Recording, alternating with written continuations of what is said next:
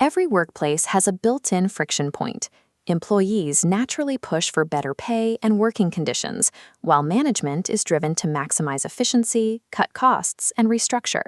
Left unchecked, these competing interests can escalate into a chaotic standoff.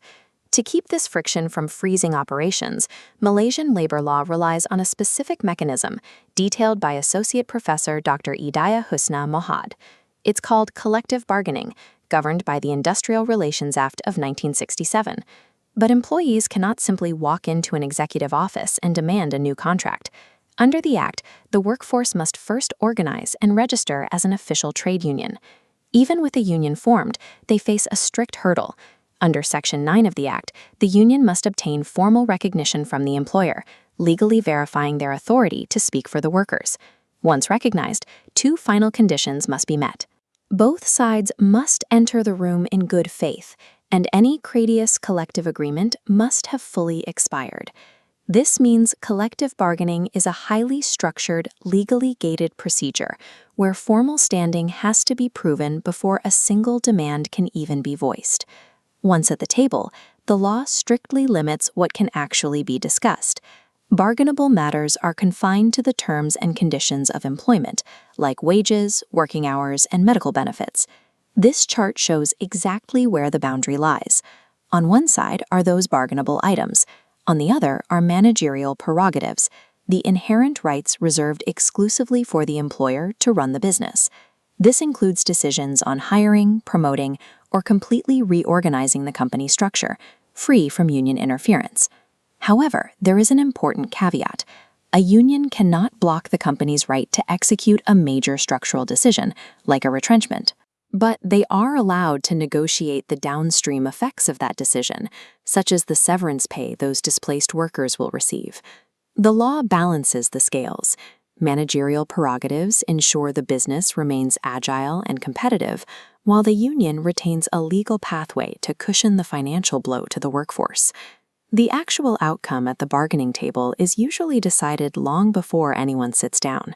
Success requires rigorous preparation, with both sides pulling from vastly different sets of data. The union's bargaining team focuses on the workers' reality. They gather grassroots feedback, benchmark their demands against industry standards, and weigh those needs against the rising cost of living and inflation rates. Across the table, the employer's team looks outward. They analyze broader labor market conditions, establish strict financial limits based on company productivity, and ensure every proposal aligns with legal compliance. When these teams arrive at the table with inflation data and productivity limits in hand, the negotiation shifts to specific percentages and line items. By grounding the conversation in these figures, both sides create a concrete agenda that can be debated and settled. The actual negotiation follows a strict 6-step process. Step 1 begins with the union submitting a formal proposal, which triggers a legally mandated response window from the employer. Step 2 is the preparation phase we just saw, culminating in a mutual exchange of financial data. Step 3 brings both parties face-to-face for the negotiation sessions. This is where the risk is highest. If unrealistic demands crash into strict financial limits, the process can easily devolve into power imbalances, emotional friction, or a complete deadlock. If they can navigate past those deadlocks and find common ground, they reach Step 4, drafting and signing the formal collective agreement. This flowchart tracks the critical 5th step. Under Section 16, a signed agreement must be submitted to the industrial court for cognizance. The court acts as a final filter, striking out non-compliant clauses, ensuring total legal compliance before granting a validation checkmark. That leads to Step 6, implementation.